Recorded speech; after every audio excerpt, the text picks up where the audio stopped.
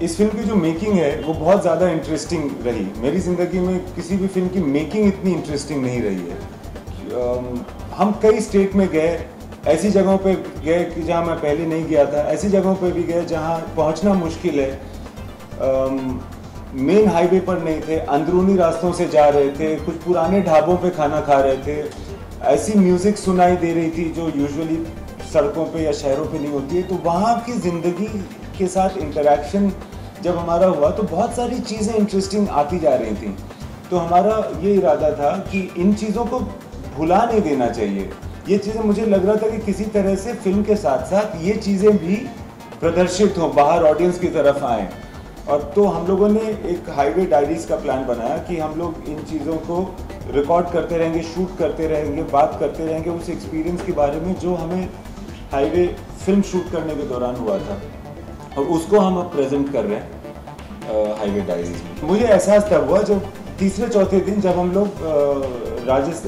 लोग हरियाणा के मांगड़ गांव में थे, तो वहाँ पे क्या हो रहा था, या हरियाणा के रात में खेतों में शूट करने में हो क्या रहा था कि एक सिक्योरिटी वाला आया और उसने कहा कि वो बड़े गुस्से में था और आंखों में उसके आंसू थे, और वो कोई मतलब 30 साल का 6 फुटा जाट है।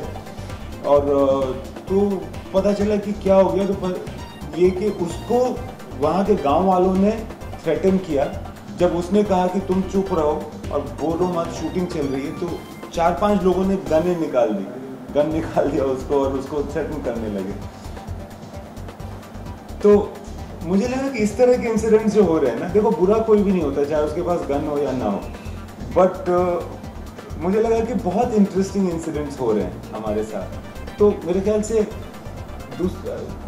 तीसरा दिन होगा शूट का, तो तब से मुझे लगा कि हमें ये चीज़ करनी चाहिए। मेकिंग शूट तो हम पहले भी कर रहे थे इंसिडेंट्स, बट उसके बाद हम लोगों ने सोचा कि ये इस तरह के चैप्टर्स आएंगे। The basic intention was that यार ये जो this beautiful incidents that are happening in the making of the highway, let's not forget it, let's not ignore it, but I do know that it might fascinate viewers about what the film itself is. मैं कोशिश नहीं करता हूँ कि सूफी हो जाऊँ अपनी कहानियों में। मेरा मकसद हमेशा कहानी कहने का होता है, कोई मैसेज देने का अक्सर नहीं होता है, और ख़ास करके ये कोई बड़ा मैसेज देने का तो बिल्कुल ही नहीं होता है, मगर कुछ चीज़ें अपने आप आ जाती हैं। तो मेरे ख्याल से सूफीज़म के बारे में मुझे बहुत ज़्यादा तो नहीं पता है, बट मुझे ये लगता है कि it's the quest or the meaning beyond the obvious. कभी-कभी ऐसा आपको लगता है, कभी-कभी आपको लगता है कि it's a fascinating journey. तो मैं जान के तो ऐसा कुछ नहीं करता हूँ, मगर कुछ अगर खुद ब खुद आ रहा है तो फिर वो आ रहा है। गानों में एक चीज़ जो ख़ास होने वाली है वो ये कि जिस प्रांत में हम जा रहे हैं शूटिंग करते हुए, उसके इन्फ्लुएंसेस होंगे, उसके कलाकार भी होंगे, उसकी इंस्ट्रूमेंट्स भी होंगे, और उस जगह की फीलिंग भी होगी। ये एक ख़ास बात होने वाली है मेरे ख्याल से। और बाकी जैसा कि आप कह रहे थे ना कि वो जो एक होता है ना कि आप एक सफ़र कर रहे होते हो और ऊपर से एक ज़िंदगी चल रही होती है, मगर एक अंदरूनी ज़िंदगी भी चल रही होती है। तो आई थिंक म्यूज़िक थोड़ा इंटरनल होगी, मगर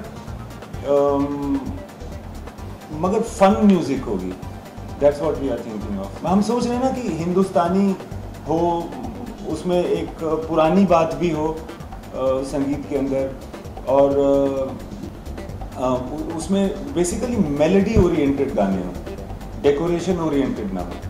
देखिए मुझे लगता है कि मेरे काम में जो ऑनेस्टी से अगर मैं काम करूँगा ना, तो मुझे कहानी के से उनके जो पात्र हैं उसके हिसाब से मुझे एक्टर्स चूज़ करने चाहिए।